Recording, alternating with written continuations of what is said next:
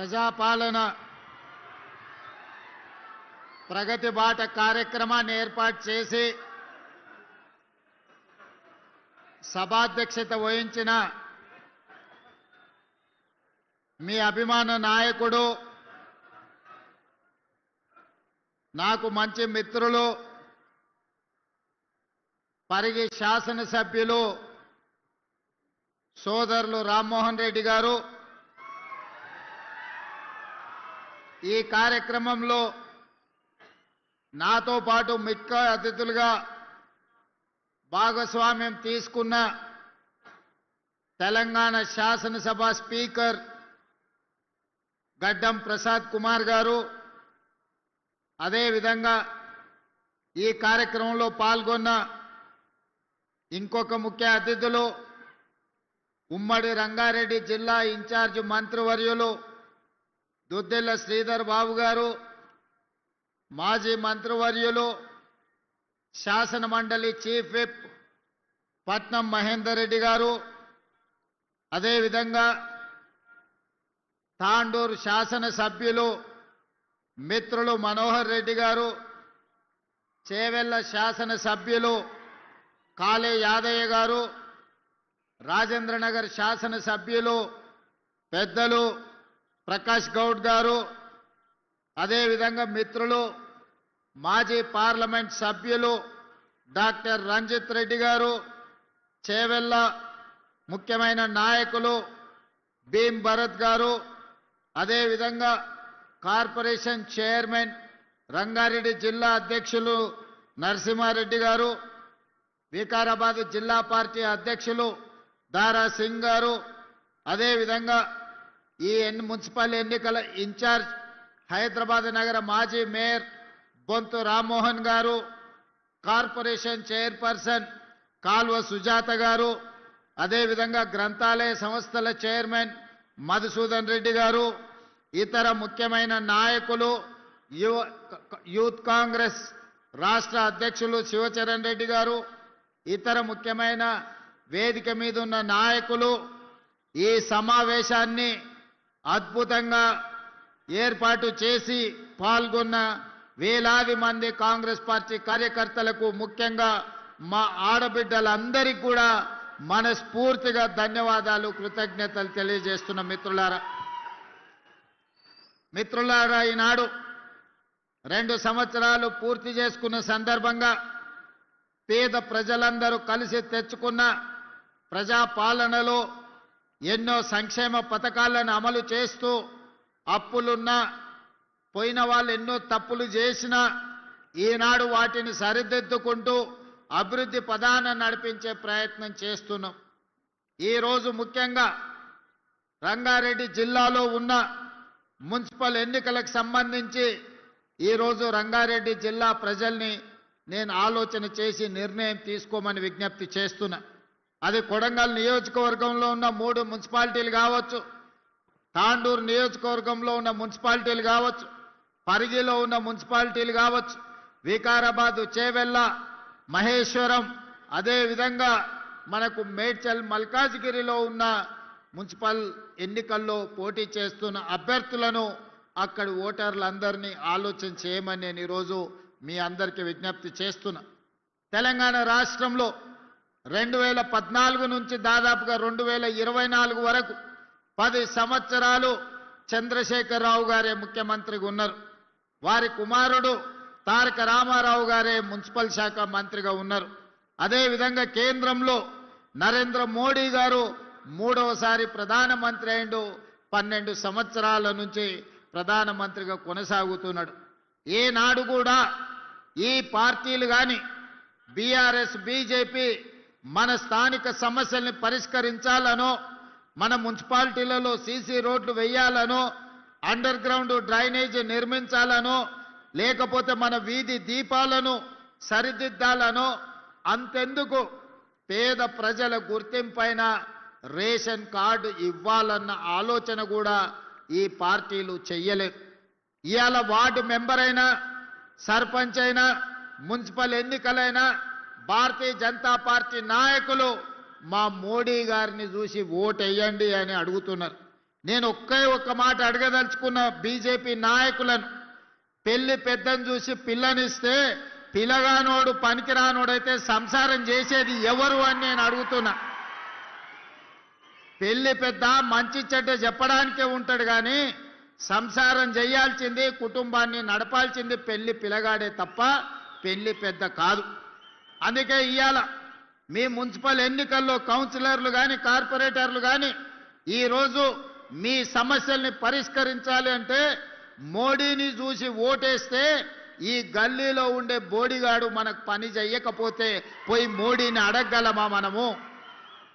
అదేవిధంగా ఈరోజు బీఆర్ఎస్ వాళ్ళు మొన్న జరిగిన శాసనసభ ఎన్నికల్లో అధికారం పోయింది. ఆ తర్వాత పార్లమెంట్ ఎన్నికల్లో గుండు సున్నా వచ్చింది. ఆ తర్వాత సర్పంచ్ ఎన్నికల్లో మీరందరూ కాంగ్రెస్ పార్టీ కార్యకర్తలు కలిసి బీఆర్ఎస్ పార్టీని బొందదీసి పాతి పెట్టారు. ఇక మా వల్ల కాదు కాంగ్రెస్ వాళ్ళతో గెలుచుడు, కాంగ్రెస్తో పోటీ పడుడని బీఆర్ఎస్ వాళ్ళు పోయి ఈరోజు అడ్డా మీది పైల్వాన్లను బీజేపీ వాళ్ళను అరువు తెచ్చుకున్నారు. ఇవాళ బీజేపీ వాళ్ళు బీఆర్ఎస్ వాళ్ళు కలిసి ఇంతకుముందే పెద్దలు శ్రీధర్ బాబు గారు చెప్పిండ్రు, తాండూరు మున్సిపాలిటీలో మనోహర్ రెడ్డి గారి సమక్షంలో చేరిన బీజేపీ నాయకులు మా బీఫాములు బీజేపీ ఆఫీసులో కాదు బీఆర్ఎస్ ఆఫీసులో మా బీఫాములు ఇస్తున్నారని. ఇంత భావ దారిద్ర్యం భారతీయ జనతా పార్టీకి దాపురించింది. ఎన్నికల్లో నిలబడి కొట్లాడాలి కానీ చీకటి ఒప్పందాలు చేసుకొని ఫెవికల్ బంధంతో ఈనాడు బీజేపీ బీఆర్ఎస్ వాళ్ళు కాంగ్రెస్ పార్టీని ఓడించాలని కుట్రలు చేస్తున్నారు. నేను అడగదలుచుకున్నా, 10 ఏళ్ళు మీరే ఉన్నారు, అన్ని మున్సిపాలిటీలలో మీ వాళ్ళే కౌన్సిలర్లు చైర్మన్లుగా ఉన్నారు.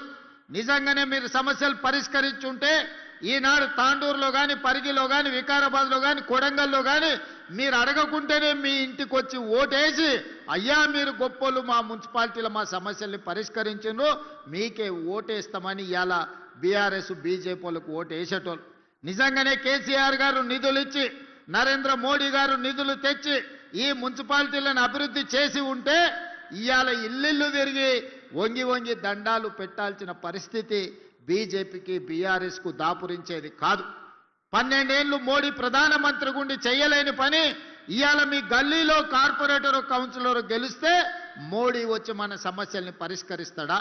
10 ఏళ్ళు ముఖ్యమంత్రిగా ఉన్న చంద్రశేఖరరావు, 10 ఏళ్ళు మున్సిపల్ మంత్రిగా ఉన్న కేటీఆర్ గారు మన మున్సిపాలిటీల వైపు ఎప్పుడైనా కన్నెత్తి చూసిండా?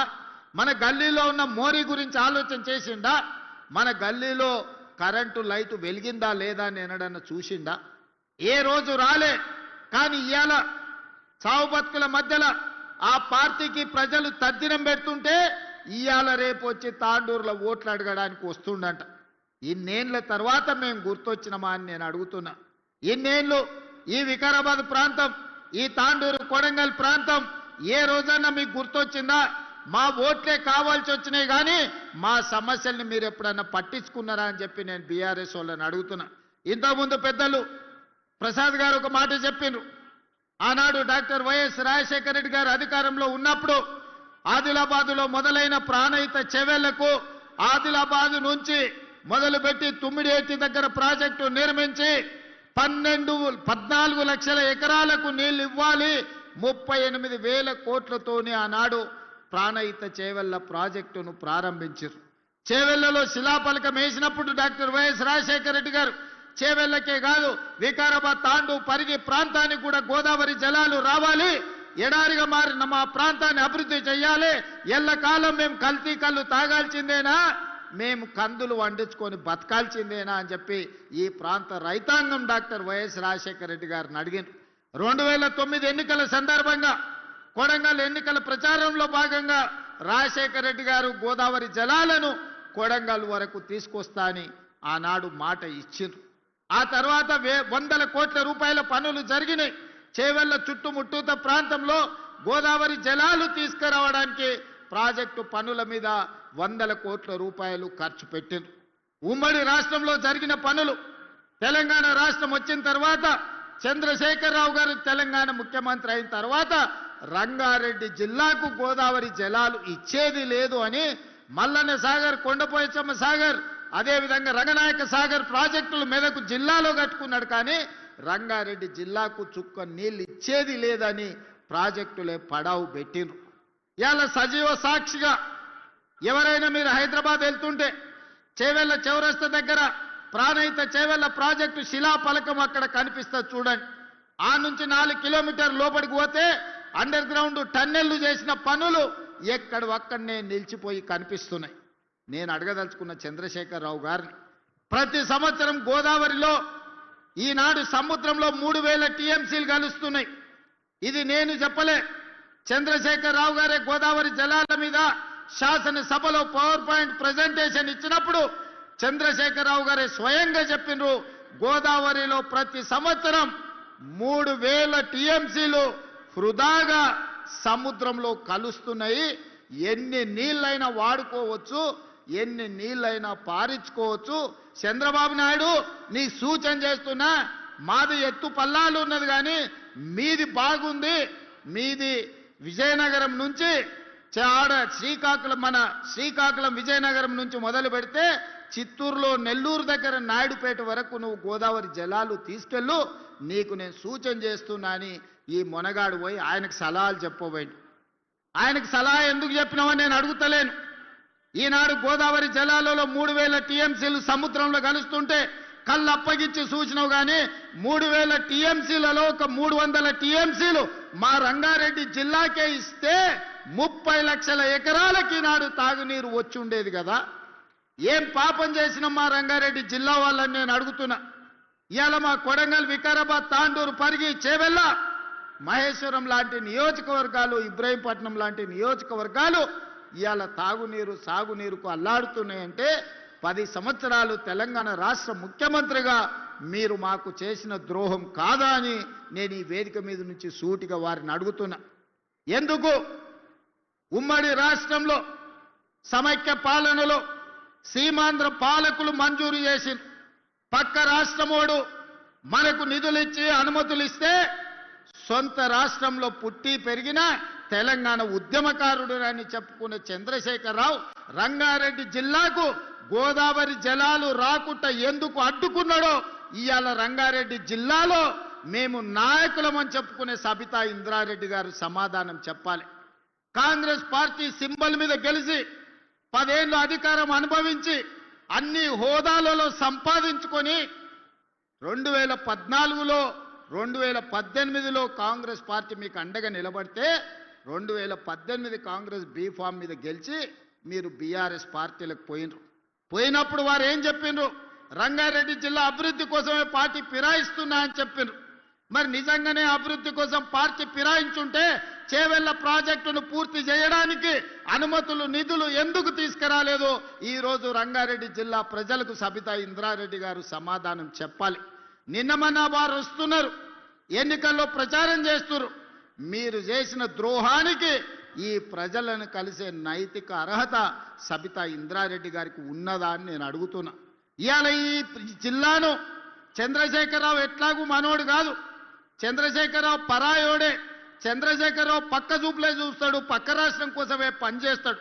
రోజమ్మ పెట్టిన రొయ్యల పులుసు తిని రాయలసీమను రతనాల సీమ చేస్తా అని చెప్పిండు చంద్రశేఖరరావు. కానీ రంగారెడ్డి జిల్లాలో ఓట్లు సీట్లు అన్ని బీఆర్ఎస్కి ఇస్తే గోదావరి జలాలు మనకు తీసుకొస్తా అని చెప్పలే. పాలమూరు రంగారెడ్డి పూర్తి చేసి నీళ్ళు ఇస్తా అని ఊరిచ్చి లక్ష్మీదేవి పల్లి కాడ భూసేకరణ కూడా చేయలే, ఆడ పెద్ద రిజర్వాయర్ కడతా అని చెప్పిండు. మా రామ్మోహన్ ఎప్పుడు కలిసినా కూడా మనం ఏదైనా చేసి లక్ష్మీదేవి పల్లిలో భూసేకరణ చెయ్యాలి, అక్కడ ప్రాజెక్టు కట్టాలి అని చెప్తున్నాడు. తెలంగాణలో ఎత్తైన ప్రాంతం నెత్తి మీద కుండ పెట్టుకొని ఒక బొక్క పెడితే ఎట్లయితే మనిషి ఎంత తడుస్తాడో తెలంగాణ మొత్తానికి ఎత్తైన ప్రాంతం లక్ష్మీదేవి పల్లి, అక్కడ రిజర్వాయర్ కడితే రంగారెడ్డి మహబూబ్నగర్ జిల్లాలో నీళ్లు వస్తాయని నేను కాదు చెప్పింది, చంద్రశేఖరరావే చెప్పిండు. మరి ఎందుకు కట్టలేదే, ఎందుకు భూసేకరణ చేయలేదు? అందుకే ఈ వేదిక మీద నుంచి మా రామ్మోహన్ రెడ్డి గారు అడిగినట్టుగా లక్ష్మీదేవి పల్లి భూసేకరణ తొందరలోనే సేకరిస్తాం, ఆ ప్రాజెక్టును కట్టడానికి అవసరమైన ప్రణాళికలను సిద్ధం చేస్తున్నాం. అదే కాదు, ఈనాడు ప్రాణహిత చేవెళ్ళ చంద్రశేఖరరావు నిర్లక్ష్యానికి రంగారెడ్డి జిల్లా బలైంది. అందుకే ఈనాడు తుమ్మిడిహెట్టి దగ్గర మొదలు పెట్టాల్సిన ప్రాజెక్టును చిన్న కాళేశ్వరం మేడిగడ్డ దగ్గరికి తరలించండి. మంతని పెద్దలు శ్రీధర్ బాబు గారు ఇక్కడనే ఉన్నారు. మేడిగడ్డ సుందిల్లా అందారం ఆడ లిఫ్టులు బ్యారేజీలు కట్టిండు. కానీ మంతని నియోజకవర్గానికి గుంట భూమి కూడా నీళ్ళు ఇవ్వలే. 1,00,000 కోట్ల రూపాయలు ఖర్చు పెట్టి కాళేశ్వరం కట్టిండు. కట్టిన కాళేశ్వరం 3 ఏళ్లలోనే కూలేశ్వరం అయింది. 1,00,000 కోట్ల రూపాయలు గోదావరిలో కలిసిపోయినాయి. కేసీఆర్కు ఆ కాళేశ్వరం దెబ్బకు ఎర్రవల్లిలో 1000 ఎకరాల ఫామ్ హౌస్ వచ్చింది. ఆయన కొడుకుకు జన్వాడలో ఫామ్ హౌస్ వచ్చింది. ఆయన బిడ్డకు శంకర్పల్లిలో ఫామ్ హౌస్ వచ్చింది. ఆయన అల్లుడు హరీష్ రావుకు మొయినాబాద్లో ఫామ్ హౌస్ వచ్చింది. సడ్డకుని కొడుకు సంతోషరావుకు ఇవాళ 1,000 కోట్ల రూపాయల వ్యాపారాలు వచ్చినాయి. మాకు మాత్రం గోదావరి జలాలు రాలేదు. గోదావరి జలాలను అడ్డం పెట్టుకొని గోదావరి జలాల ముసుగులో 1,00,000 కోట్లు ఖర్చు పెట్టి కాళేశ్వరం కట్టి 1,000 కోట్లు కొల్లగొట్టి మీరు ఫామ్ హౌస్లు కట్టుకున్నారు, మీరు వ్యాపారాలు పెట్టుకున్నారు, మీరు టీవీలు పెట్టుకున్నారు, మీరు పేపర్లు పెట్టుకున్నారు మీ గురించి గొప్పలు రాసుకోవడానికి.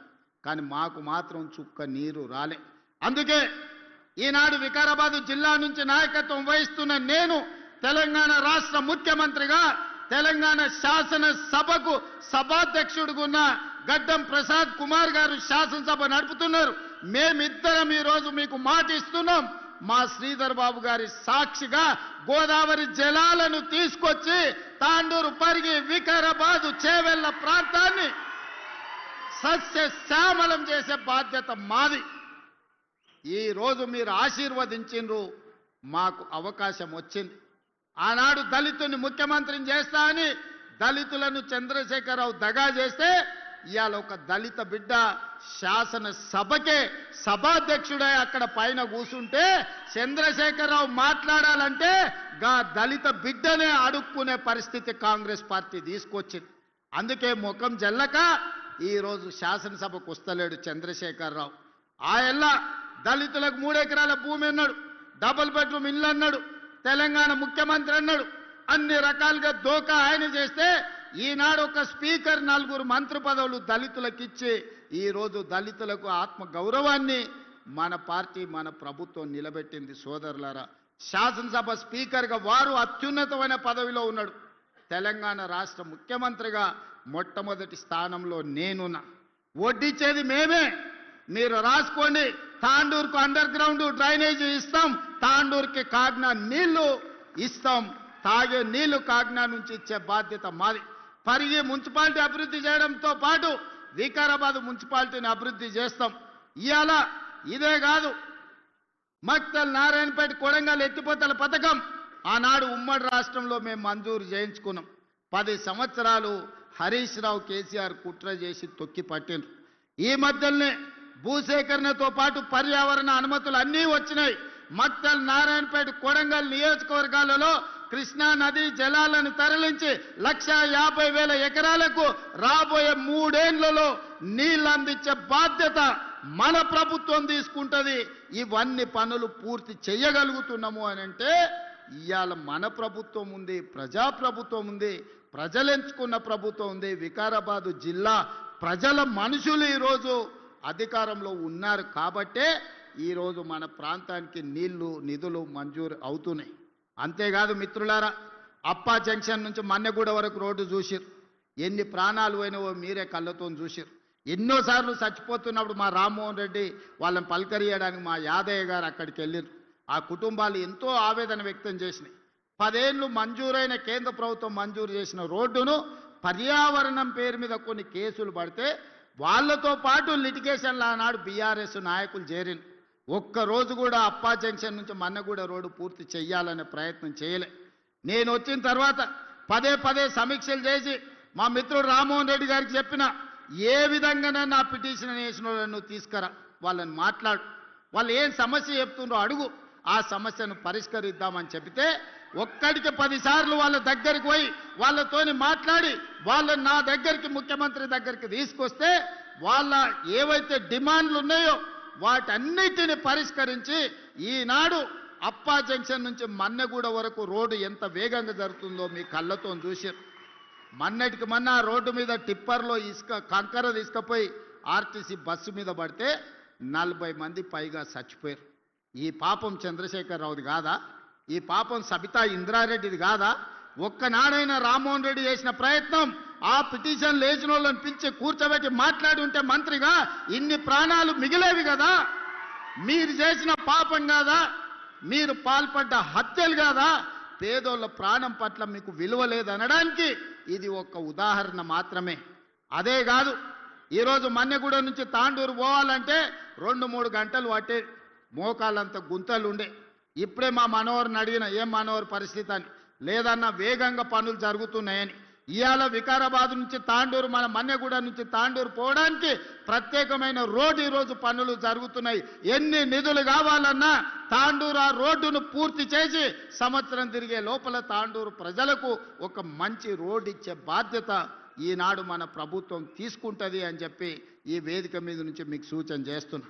అదేవిధంగా మిత్రులారా, RRR ఔటర్ రింగ్ రోడ్డు రావడంతో మన రంగారెడ్డి జిల్లాలో ఒకనాడు ఏ పరిస్థితి లేకుండే. ఎకరం భూమి అమ్మాలంటే తల తాకట్టు పెట్టే పరిస్థితి. ఔటర్ రింగ్ రోడ్ వచ్చిన తర్వాత 1,00,000 వలకని భూమి 1 కోటి అయింది. 1 కోటి భూమి 10 కోట్లయింది. 10 కోట్ల భూమి ఇవాళ 100 కోట్ల రూపాయల విలువ పెరిగింది. ఇవాళ 100 కోట్ల కంటే కూడా మన రంగారెడ్డి జిల్లా ఔటర్ రింగ్ రోడ్ చుట్టూత భూమి దొరకలేదు. అందుకే కేంద్ర ప్రభుత్వంతో మాట్లాడి ఈనాడు రీజనల్ రింగ్ రోడ్డు 360 కిలోమీటర్లతోని ఈనాడు కేంద్ర ప్రభుత్వాన్ని మంజూరు చేయించినాం. రాబోయే రోజుల్లో రీజనల్ రింగ్ రోడ్డు రాబోతుంది, రేడియల్ రోడ్స్ రాబోతున్నాయి. వికారాబాద్ అంతర్జాతీయ పర్యాటక కేంద్రంగా మారబోతుంది. ప్రపంచానికి ఆదర్శంగా మన జిల్లా నిలబడబోతుంది. ఇవన్నీ పనులు కూడా ఇవాళ మనం చేసుకునే పరిస్థితి వచ్చింది. దీనికి ప్రధానమైన కారణం ఈరోజు మనం అధికారంలో ఉండడం వల్లనే ఇది సాధ్యమైంది.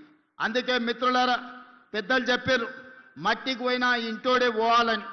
మరి ఇవాళ మన గల్లీలో లేదా మన కాలనీలో పనులు జరగాలంటే కౌన్సిలర్ మనోడై ఉండాలనా లేదా మీరు ఒక్కసారి ఆలోచన చేయండి.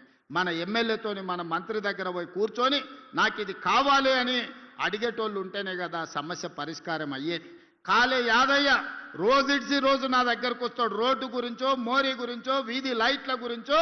ఆయన మున్సిపాలిటీలే కాదు ప్రతి గ్రామానికి రోడ్ల కోసం యాదయ్య పొద్దునే నిద్ర లేవంగానే మాకు యాదయ్య గారు ఖచ్చితంగా వచ్చి కూర్చుంటాడు. సార్ నువ్వు ఎట్లనైనా ఇవ్వాల్సిందే, లేకపోతే ఊరికి పోయే పరిస్థితి లేదు అని.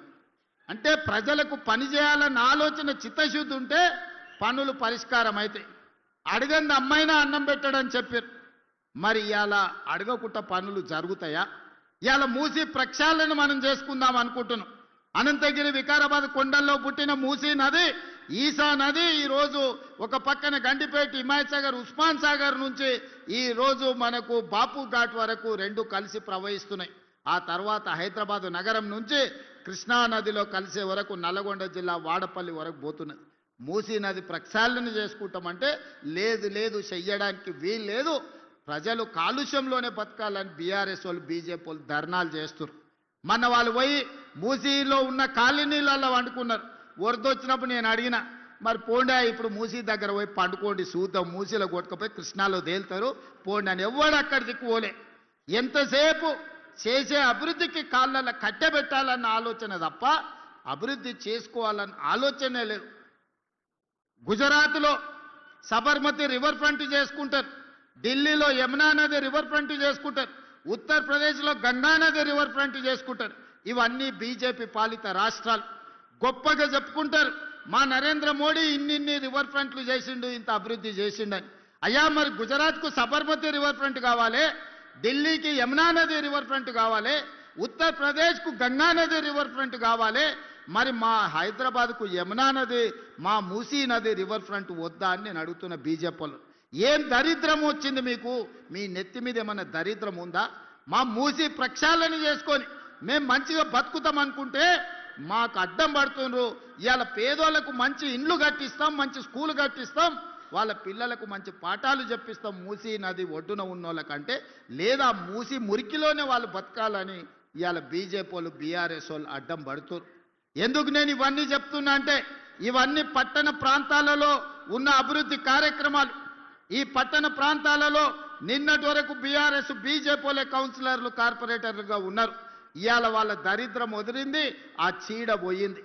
మళ్ళీ ఈ ఎన్నికల్లో మంచోళ్ళని తెచ్చుకోకపోతే మళ్ళీ వాళ్ళే మోపైనరు అంటే మనం ఈ అభివృద్ధి కార్యక్రమాలను చేసుకోలేం. గ్రామాలలో జరిగిన ఎన్నికల్లో గ్రామ పంచాయతీల్లో 70% కాంగ్రెస్ పార్టీ జెండా ఎగిరింది.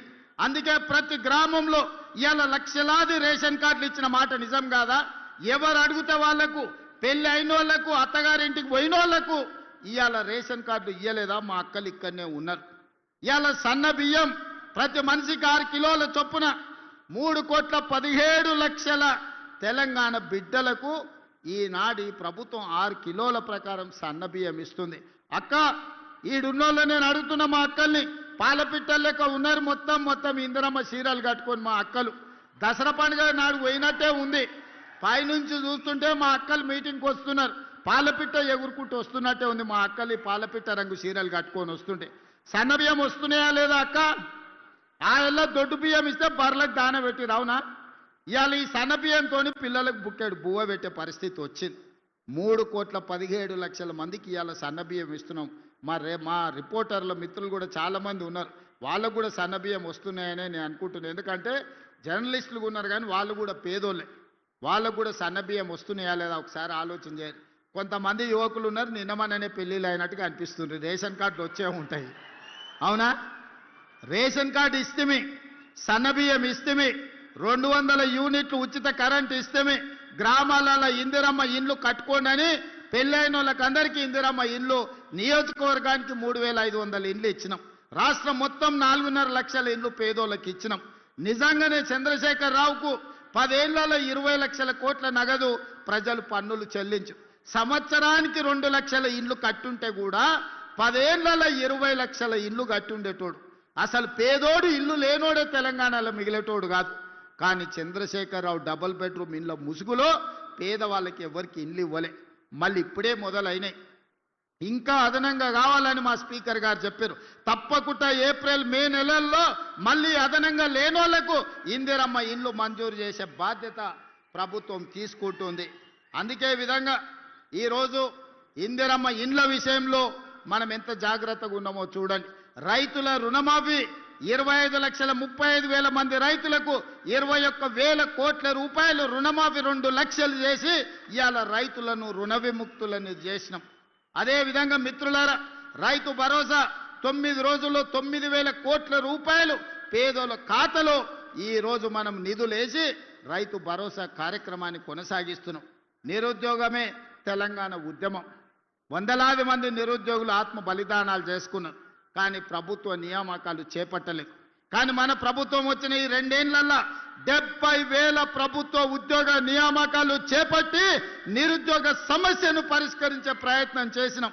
15 ఏళ్ల తర్వాత గ్రూప్ 1 పరీక్షలు నిర్వహించి ఫలితాలు ఇస్తే లిటిగేషన్లు పెట్టి కోర్టుల్లో పిటిషన్ వేసి అడ్డుకునే ప్రయత్నం చేస్తే కోర్టులో బలమైన వాదన వినిపిస్తే నిన్నగాక మొన్న హైకోర్టు కేసీఆర్ను చెంప చెల్లు అనిపించింది. మీరు అబద్ధాలు చెప్తున్నారు, తప్పుడు మాటలు తీసుకొచ్చి తప్పుడు పిటిషన్లు వేసిర్రు, ఇంకోసారి కోర్టుకు వస్తే పళ్ళు రాలుతాయని చెప్పి కోర్టు మెడలు పట్టి బయటికి దొబ్బింది. ఇవాళ తెలంగాణ బిడ్డలకు 562 మందికి గ్రూప్ 1 ఉద్యోగాలు ఇస్తే కడుపు మండి కోర్టులో పిటిషన్లు వేసి ఇవాళ నియామకాలను అడ్డుకునే ప్రయత్నం చేసిర్రు. ఇవాళ మాదిగోళ్ళ పిల్లలు 25 మంది డిఎస్పీలు అయినరు. బలహీన వర్గాలోళ్ళు ఇవాళ గ్రూప్ 1 ఆఫీసర్లు అయినరు, ఆర్డీఓలు మంచి అధికారులు అయినరు. వాళ్ళు అది చూసి ఓర్వలేకపోతారు. ఎప్పుడు మా కళ్ళ ముందల చేతులు కట్టుకొని నీ బాంచం దొరాని బతకాల్సిన వాళ్ళు ఈ దళితులు, బలహీన వర్గాలు, ఆదివాసీలు గ్రూప్ 1 అధికారులు అధికారం చెలాయిస్తుంటే వాళ్ళ ముందు మేం చేతులు కట్టుకొని నిలబడాలని అని కుట్రతోని కడుపు నిండా విషం పెట్టుకొని గ్రూప్ 1 పరీక్షలను అడ్డుకునే ప్రయత్నం చేసిండ్రు. చదువుకున్న జర్నలిస్టులారా మీరు ఒక్కసారి చూడండి జరుగుతున్న పరిణామాలు. 2011లో గ్రూప్ 1 నియామకాలు జరిగితే మళ్ళీ 2025లో మన ప్రభుత్వం నియమించే వరకు 15 సంవత్సరాలు గ్రూప్ 1 ఉద్యోగ నియామకాలు చేపట్టలేదు. 23-24 ఏళ్ల వయసు పిల్లగాడు పరీక్షలకు పోటీ పరీక్షలకు మొదలు పెడితే 15 ఏళ్ళు అంటే 35 ఏళ్ళు వచ్చినాయి. వాడికి పెళ్ళేం కావాలి, వాడికి పిల్లనే వడియాలి. వాడు ఇంటికాడ అమ్మా నాయనకి చెప్పి నేను హైదరాబాద్ పోతున్న చదువుకొని అధికారి ఆఫీసర్ అయి వస్తా అంటే 15 ఏళ్ళు హైదరాబాద్లో అశోక్ నగర్లోనో, ఇందిరానగర్లోనో, లేకపోతే దిల్సుఖ్ నగర్లోనో ఎన్ని రోజులు నిరుద్యోగ తిరుగుతాడు. ఆ తల్లిదండ్రుల బాధ ఎప్పుడన్నా కేసీఆర్కి అర్థమైందా? ఆయన బిడ్డ నిజామాబాద్ పార్లమెంట్లో ఓడగొడితే 6 నెలలు తిరిగే లోపలనే ఎమ్మెల్సీ ఇచ్చిండు. అల్లుని మంత్రి చేసుకుని, కొడుకుని మంత్రి చేసుకుని, సడ్డకుని కొడుకుకు రాజ్యసభ ఇచ్చిండు. వినోద్ రావు అని ఆయన సుట్టపోడు ఓడిపోతే ప్రణాళిక వైస్ చైర్మన్ అని ఉద్యోగాలు ఇచ్చిండు. నీకు నీ చుట్టాలు ఎవ్వడు ఖాళీగా ఉండొద్దు, అందరికీ ఉద్యోగాలు ఇవ్వాలి, కానీ పేదోళ్ళ పిల్లలకు ఉద్యోగాలు ఇవ్వొద్దా అని నేను అడుగుతున్న చంద్రశేఖర్ రావు గారిని. ఎన్ని రోజులు ఈ కుట్రలు చేస్తారు, ఎన్ని రోజులు ఈ కుతంత్రాలు చేస్తారు? ఇవాళ అప్పుడే దిగిపో అంటారు. 5 ఏళ్ళ కోసం ఎన్నికైనా మరో 5 ఏళ్ళు గెలుస్తాం. ఈ రోజు నుంచి రాసి పెట్టుకో చంద్రశేఖర్ రావు. కల్వకుంట్ల కిషన్ రావు గారు రాసి పెట్టుకో, బీజేపీ నాయకుడా, రాబోయే 8 సంవత్సరాలు ఇందిరమ్మ పాలన తెలంగాణ రాష్ట్రంలో కొనసాగుతుంది. తెలంగాణ రాష్ట్రాన్ని దేశంలోనే నెంబర్ 1 గా అభివృద్ధి చేసి మా రీజనల్ రింగ్ రోడ్డు పూర్తి చేసుకుంటాం, మా వికారాబాద్ కృష్ణ రైల్వే లైన్ పూర్తి చేసుకుంటాం, మా ప్రాణహిత చేవెళ్ల ప్రాజెక్టును పూర్తి చేసుకుంటాం, మా మక్తల్ నారాయణపేట కొడంగల్ ఎత్తిపోతల పథకాన్ని పూర్తి చేసుకుంటాం, మా వికారాబాద్ను ఒక ప్రపంచ పర్యాటక కేంద్రంగా మేము పూర్తి చేసుకుంటాం, మా అప్పా జంక్షన్ నుంచి మన్నెగూడ నుంచి తాండూరుకు రోడ్డు పూర్తి చేసుకుంటాం, కాగ్నా నీళ్లు తాండూరుకు తీసుకెళ్తాం, కాగ్నాలో తాండూరులో అండర్ గ్రౌండ్ డ్రైనేజీని పూర్తి చేసుకుంటాం. నువ్వు నీ తాతలు అందరు ఎవరెవరు అడ్డం వస్తారో చూస్తాం. ఈ ఎన్నికల్లో మీరు చేసే కుట్రలన్నీ కూడా చెయ్యండి అని చెప్పి నేను ఈరోజు సవాలు విసురుతున్నా. అందుకే మిత్రులారా, ఇవాళ ఆలోచన చేయండి. ఇంత మంచి అవకాశం మన ప్రాంతానికి రాదు, ఇన్ని నిధులు మళ్ళీ ఎప్పుడు రావు. ఇప్పుడు చిన్నదో పెద్దదో మాకు తెలిసినోడనో సుట్టపోడానో వంగి నమస్కారాలు పెట్టిండనో కోటేస్తారంటే మన గల్లీలో మన కాలనీలో అభివృద్ధి ఆగిపోతుంది. ఎందుకంటే వాళ్ళు వచ్చి ఎమ్మెల్యేలను కలవరు, వాళ్ళు నిధులు అడగరు. మరి అడగనప్పుడు నిధులు ఇవ్వడం కూడా కష్టమవుతుంది. ఇవాళ నేను ముఖ్యమంత్రిని కాదు, మున్సిపల్ మంత్రిగా కూడా నేనే ఉన్నా. అడిగేది మనమే, ఇచ్చేది మనమే. ఇవాళ మనం ఉన్నప్పుడు మంచి చేసుకోండి. ఎన్నో ఎన్నికలు వస్తాయి. ఇప్పుడు వెయ్యనంత మాత్రాన వాళ్ళ తురాయి ఊడిపోయేది ఏం లేదు. ఇప్పుడు వాళ్ళకు ఉన్నది లేదు, కొత్తగా వచ్చేది లేదు. 10 ఏళ్ళు 2 సార్లు మున్సిపాలిటీలు వాళ్ళ చేతుల్లోనే ఉన్నాయి. మనకు రూపాయి కూడా రాలేదు, సిల్లి గవ్వ ఇయ్యలేదు. అందుకే ఈ మున్సిపాలిటీలలో మొత్తానికి మొత్తం మనోళ్ళే గెలవాలి. అప్పుడే అభివృద్ధి 100% సాధ్యం అవుతుంది. ఇంకా వాళ్ళు మాట్లాడుతున్నారు, ఈరోజు చంద్రశేఖరరావు చరిత్ర రేవంత్ రెడ్డి చేర్పేయాలనే ప్రయత్నం చేస్తురని. హరీష్ రావు కేటీఆర్ గారు అన్నారు, చూసిండ్రు కదా. శుక్రాచార్యుడేమో ఫామ్ హౌజులు ఉన్నాడు, మారీచుడు సుబాహుడేమో ఊరూరు తిరుగుతున్నారు. గతంలో పురాణాలలో మీరు చూసిరు కదా, దేవతలు యజ్ఞాలు యాగాలు చేస్తే వాటిని భగ్నం చేయడానికి శుక్రాచార్యుడు మారీచుని సుబాహుడు అనే రాక్షసులను పంపించేటోళ్ళు. వాళ్ళు నెయ్యి పోసి యాగం చేస్తుంటే వాళ్ళు రక్తం మాంసాలు తీసుకొచ్చి దాంట్లో వేసేటోళ్ళు ఈ యజ్ఞాలు యాగాలను భగ్నం చేయనికే. ఇవాళ తెలంగాణలో కూడా మేము కష్టపడి అభివృద్ధి చేస్తుంటే ఈ మారీచుడు సుబాహుడు కాళ్ళల్లో కట్టెలు పెట్టి తిరిగే ప్రయత్నం చేస్తున్నారు, ఊరూరు తిరుగుతురు. మా తెలంగాణ జాతి పితకు చంద్రశేఖరరావు గారికి టెలిఫోన్ ట్యాపింగ్లో నోటీస్ ఇచ్చిరని నేను ఒక్క మాట అడగదలుచుకున్నా. ఎవరిని వదిలినరా మీరు? ప్రతిపక్ష నాయకులను వదలకపోతే, జడ్జిలను వదలకపోతే, జర్నలిస్టులను వదలకపోతే, సినిమా తారలను వదలకపోతే, ఆఖరికి పెళ్ళా మొగుడు మాట్లాడుకుంటుంటే కూడా వాళ్ళ చెవులలో వాళ్ళు మాట్లాడుకునేది నీకెందుకయ్యా వినేది? ఏమన్నా పొయ్యకాల ఏం రోగం అయ్యా అది? పెళ్ళా మొగుని కూడా మాట్లాడుకోనియరా? ఇంత చిల్లర పని చేసినప్పుడు నోటీస్ ఇవ్వకపోతే ఏం చేస్తారయ్యా? అసలు బేడీలేసి ఈడ్స్కి రావాలి. ఇంకా మన పోలీసు వాళ్ళు మంచోళ్ళు కాబట్టి నోటీస్ ఇచ్చి రమ్మంటే లేదు నేను ఫామ్ హౌస్లో ఉన్నా దావతులు చేసుకుంటున్నా, మీరు ఆడికే రమ్మని అడిగాను. ఎవడన్నా తప్పు చేసినోడు రమ్మంటాడే? అయినా కూడా వయసును దృష్టిలో పెట్టుకొని బంజారా హిల్స్లో నీకు ఇల్లు ఉంది కదా, గాడికి రా నమోదు చేసుకుంటాం అంటే గట్లెట్లా పిలుస్తారని అడుగుతారు. ఇవాళ తప్పు చేసినోని అంగి పట్టి ఈడ్చుకొచ్చే చట్టం ఉంది మన దగ్గర. ఇవాళ ఆయన చరిత్రనంట నేను మొత్తం రూపుమాపే ప్రయత్నం చేస్తుండంట. హరీష్ రావు గారు, మీ మామ దొంగ పాస్పోర్ట్ల చరిత్ర నేను తూడిపినా పోతుందా? నీ పక్కలుండే ఆర్ఎస్ ప్రవీణ్ కుమారే చెప్పిండు, చంద్రశేఖరరావు మీద దొంగ నోట్ల కేసు చిక్కడపల్లి పోలీస్ స్టేషన్లు ఉందని. ఆనాడు ఎవరో ఒక నాయకుడు ఆయన ఎంబడి ఉండేట ఆయన దొంగ నోట్లలో దొరికితే చంద్రశేఖరరావు కూడా అందులోనే ముద్దాయి అని నేనన్లే ఆర్ఎస్ ప్రవీణ్ కుమార్ అన్నాడు. దొంగ నోట్లు ముద్రించే మీ చరిత్ర నేను తూడుపుతే పోతుందా? దళితుని ముఖ్యమంత్రి చేస్తాని దగా చేసిన మీ చరిత్రను నేను చెరపాలన్నా జరుగుతుందా? దళితులకు 3 ఎకరాలు ఇస్తాన్న మీ హామీ నేను తూడ్చేస్తే పోతుందా? డబుల్ బెడ్రూమ్ ఇల్లు ఇస్తాను పేదోళ్ళని చేసిన మోసానికి ఈరోజు నేను ఒకవేళ చెరపాలనుకున్న మీ చరిత్ర చెడిపోతుందా? ఇంటికో ఉద్యోగం ఇస్తామని తెలంగాణలో 1200 మంది బిడ్డలను పొట్టన పెట్టుకుంటువే, ఆ 1200 మంది శవాల మీద మీరు ఈ తెలంగాణ రాష్ట్రానికి ముఖ్యమంత్రి అయ్యి ద్రోహిగా చరిత్రలో నిలబడిపోయినరే. మీరు ఉద్యమకారులకు చేసిన ద్రోహాన్ని నేను చెడపదలుచుకుంటే కూడా చెడుతుందా? మీ చరిత్ర దొంగ పాస్పోర్ట్లు, మీ చరిత్ర దొంగ నోట్లు, మీ చరిత్ర దళితులను దగా చేసిన చరిత్ర, మీ చరిత్ర తెలంగాణ ఉద్యమకారులను దోకా చేసిన చరిత్ర. మీ చరిత్ర నేను చెరపదలుచుకున్నా చెరిగేదేనా అని నేను అడుగుతున్నా హరీష్ రావు గారిని. అందుకే మీ చరిత్రను ఎవ్వడు చెరపలేరు.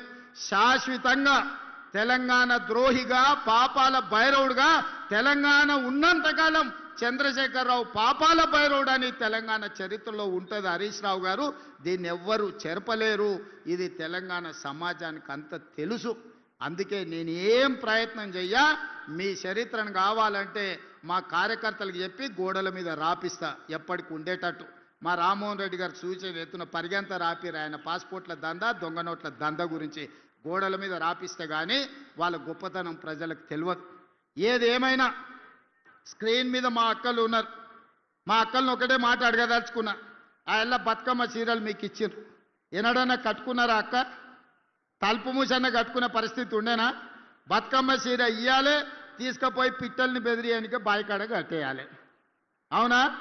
మనం వేసిన పంట మొక్కజొన్ననో అదో ఇదో ఉంటే పిట్టలు వాళ్ళకుంటే బెదిరియానికి ఆడ అడ్డం కట్టేది. ఇవాళ మా అక్కలు ఇందిరమ్మ చీరిస్తే పాలపిట్టలాగా కట్టుకొని వచ్చారు. చీర అంటే గిట్లుండాలి. తమ్ముడు సార పెడితే ఆ చీర కట్టుకొని అక్కలందరూ ఇవాళ ఆశీర్వదించడానికి వచ్చిండ్రు. నేను ఒక్కటే మాట చెప్పదలుచుకున్న, సవాలు విసిరదలుచుకున్నా. మేం రేషన్ కార్డులు ఇచ్చినోళ్ళు, మేం సన్నబియ్యం ఇచ్చినోళ్ళు, మా అక్కలు ఇవాళ ఆర్టీసీ బస్సులో రాష్ట్రమంతా ఉచితంగా ప్రయాణం చేస్తున్నారు. 2 ఏళ్లలో 9,000 కోట్ల రూపాయలు ఆర్టీసీలో ఉచిత బస్సుకి ఇవాళ ఖర్చు పెట్టినాం. యానాడు అమ్మగారింటికి పోవాలన్నా, అమ్మవారిని దర్శించుకోవాలన్నా, అనంత పద్మనాభ స్వామి దగ్గరకు పోవాలంటే కూడా ఇంటి ఆయన దగ్గర చేయి జాపాలి. ఆయన దసరాకు అడిగితే ఉగాది గోదుపో అంటే కడుపులో బాధతోని దుఃఖం పెట్టుకొని సరే ఇక మన పరిస్థితి బాగాలేదు సర్దుకోవాలని ఇవాళ ఇంటి ఆయన బాయి కాడుకోతే ఈ లోపల అమ్మగారిని పోయి చూసి అమ్మ ఎట్లుందో చూసుకొని మళ్ళీ వెనకకు వస్తున్నారు మా అక్కలు. ఆడ మా అక్క నవ్వుతుంది నిజమే అని. నిజమా కాదా అక్క? సెలవులు వస్తే పిల్లల్ని తీసుకొని గుడికి పోతున్నాం. అవునా? బడికాడు ఇడిచిపెట్టాలంటే బస్సులో పోతున్నాం. ఎప్పుడన్నా ఎవరన్నా రూపాయి అడిగినరా? పథకం మొదలుపెట్టినాడే నన్ను కొంతమంది మా ఆడబిడ్డలు అడిగినారు, అయ్యా మరి మమ్మల్ని బస్ కిరాయి అడిగితే ఏం చేయాలని. ఏం లేదక్క, నా ఫోటో జేబులో పెట్టుకోరి, మా తమ్ముడు పట్నంలో ఉంటాడు, పోయి కిరాయి పైసలు తెచ్చుకోపోండి అని చూపియమని చెప్పిన. 2 ఏళ్లలో ఎప్పుడన్నా ఎవరైనా రూపాయి అడిగినరా అక్క? ఉచితంగా ప్రయాణం చేస్తలేరు. బస్సులో ఉచిత ప్రయాణమే కాదు, ఇవాళ మా ఆడబిడ్డలకు 1000 బస్సులు కొనిచ్చి ఆర్టీసీకే కిరాయి పెడితే నెలకు 70,000 రూపాయల ఆదాయం ప్రతి బస్సు మీద ఇవాళ మా ఆడబిడ్డలకు వస్తున్నాయి. 27,000 కోట్ల రూపాయలు సున్నా వడ్డీతోని ఆడబిడ్డల 1,000 కోట్ల రూపాయలు వాళ్ళ చేతిలో పెట్టినాం. 1 కోటి మంది ఆడబిడ్డల్ని కోటీశ్వరులను చేయాలన్న లక్ష్యంతో ఈరోజు హైటెక్ సిటీ పక్కన ఐటీ కంపెనీలు విప్రో, ఇన్ఫోసిస్, మైక్రోసాఫ్టే కాదు, శిల్పారామం పక్కన ఇందిరా మహిళా శక్తి స్టాల్స్ 3.5 ఎకరాలు 1000 కోట్ల భూమి ఇచ్చి 150 స్టాల్స్ పెట్టి మా అక్కలు తయారు చేసే వస్తువులన్నీ హైటెక్ సిటీ పక్కన పెట్టి ఈరోజు ప్రపంచానికి మేము ఈరోజు చూపించినాం. ఇదే కాదు, మీరు ఆన్లైన్లో అమెజాన్లో బుక్ చేస్తుంటారు మా మిత్రులు చాలామంది, అది కావాలి ఇది కావాలని. ఇవాళ రేపు మా అక్కలు తయారు చేసే పిండి వంటల నుంచి వాళ్ళు తయారు చేసే చేతి వస్తువుల వరకు అమెజాన్లో ఈరోజు అందుబాటులోకి తీసుకొచ్చినాం. ప్రపంచమంతా ఎవరు ఏం కొనాలన్నా అమెజాన్లో మా అక్కలు తయారు చేసే వస్తువులను కొనుక్కునే పరిస్థితి ఇవాళ తెలంగాణ రాష్ట్రంలో తీసుకొచ్చినాం. ఒక పక్కన రైతులకు ఆనాడు చంద్రశేఖరరావు అన్నాడు వరేసుకుంటే ఉరేసుకున్నట్టే అని. కానీ మన ప్రభుత్వం వచ్చినాక నేను చెప్పిన వరి వేయండి, సన్న ఒట్లు పండించండి, గిట్టుబాటు ధరనే కాదు 500 రూపాయల బోనస్ ఇస్తామంటే ఈరోజు దేశంలోనే ప్రతి సంవత్సరం 1,55,00,000 మెట్రిక్ టన్నులు ప్రతి సీజన్లో ఇవాళ ఒట్లు పండించి దేశంలోనే అత్యధికంగా వరి పండిస్తున్న రాష్ట్రంగా తెలంగాణ ఒక ప్రతిష్టను సాధించింది. 500 రూపాయల బోనస్ ఇచ్చి ఇవాళ ఒట్లు కొంటున్నాం. తాండూరు కందులకి ఈరోజు మంచి మార్కెట్ తీసుకురావడానికి ప్రయత్నం చేస్తున్నాం. అందుకే మిత్రులారా, ఒక వైపున రైతులను, రెండో వైపున మహిళల్ని, మూడో వైపున విద్యార్థులను, నిరుద్యోగ యువకులను ఒక్కొక్క సమస్యను పరిష్కరించుకుంటూ, ఒక్కొక్క సమస్యను అధిగమించుకుంటూ తెలంగాణ రాష్ట్రాన్ని నెంబర్ 1గా ఈ రాష్ట్రానికి పెట్టుబడులను ఆకర్షించి మొన్నటికి మొన్న మీరు చూసిండ్రు, మహేశ్వరం దగ్గర గ్లోబల్ సమ్మిట్ ఏర్పాటు చేస్తే 100 దేశాల నుంచి పెట్టుబడులు పెట్టే వాళ్ళు ఇక్కడికి వచ్చారు. ఇవాళ ఒక గొప్ప ఫ్యూచర్ సిటీని 30,000 ఎకరాలలో ప్రపంచంని తలదన్నే విధంగా ఒక గొప్ప నగరాన్ని ఈరోజు మనం నిర్మించుకోబోతున్నాం. ఇవాళ మన ఏరియాలో పారిశ్రామిక వాడలను తెస్తే మన నిరుద్యోగ యువకులకు ఉద్యోగ ఉపాధి అవకాశాలు వస్తాయి. అందుకే మిత్రులారా, ఈరోజు సంక్షేమాన్ని, అభివృద్ధిని కొనసాగించాలి అంటే మీరు నిండు మనసుతో ఆశీర్వదించాలి. ఈరోజు చిన్నదో పెద్దదో తప్పిదం జరిగితే అది మళ్ళా సరిదిద్దుకోలేంది.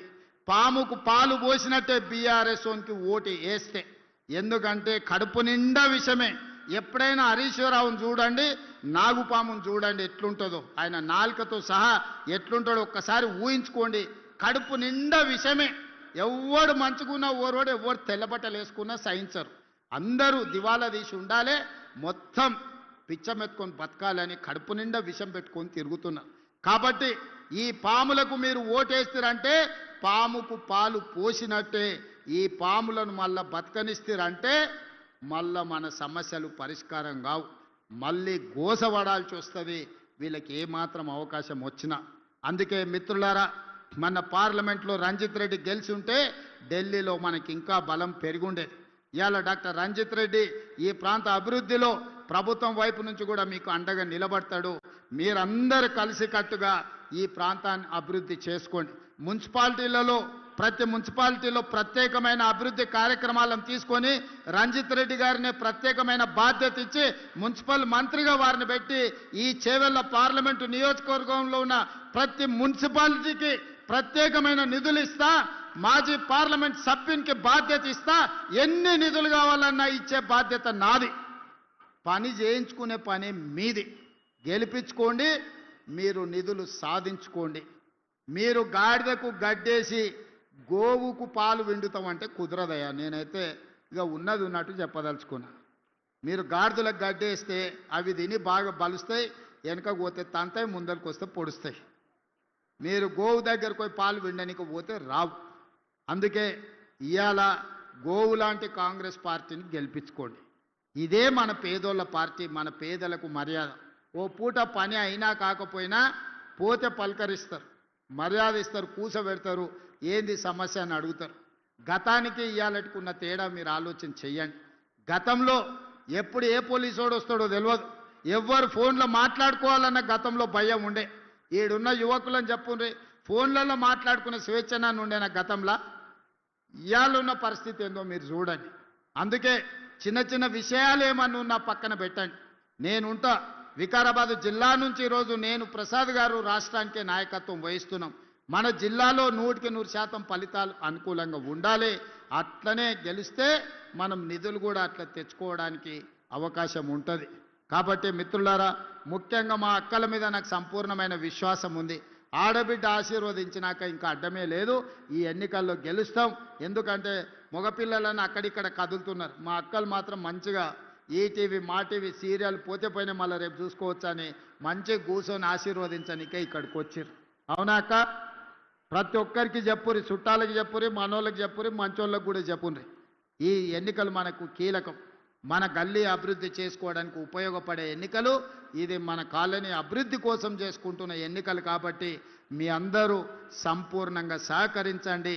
మనందరం కలిసికట్టుగా మన ప్రాంతాన్ని అభివృద్ధి చేసుకుందామని మీ అందరికీ విజ్ఞప్తి చేస్తూ మీ అందరి దగ్గర సెలవు తీసుకుంటున్నా. అన్నిటికన్నీ గెలిపిస్తారు కదా? గెలిపిస్తారా? గెలిపిస్తామంటే గట్టిగా చప్పట్లు కొట్టండి, గట్టిగా కొట్టండి. వేదిక మీద ఉన్న వాళ్ళు కూడా కొట్టాలి. వీళ్ళకేం మినహాయింపు లేదు. అందరు చేయి పైకెత్తండి, చేయి పైకెత్తి పిడికిలు బిగించండి. అక్క అందరూ జై కాంగ్రెస్, జై జై కాంగ్రెస్. హస్తం గుర్తుకే, హస్తం గుర్తుకే. ధన్యవాదాలు మిత్రులారా. గ్రామ మహిళా స్వయం సహాయ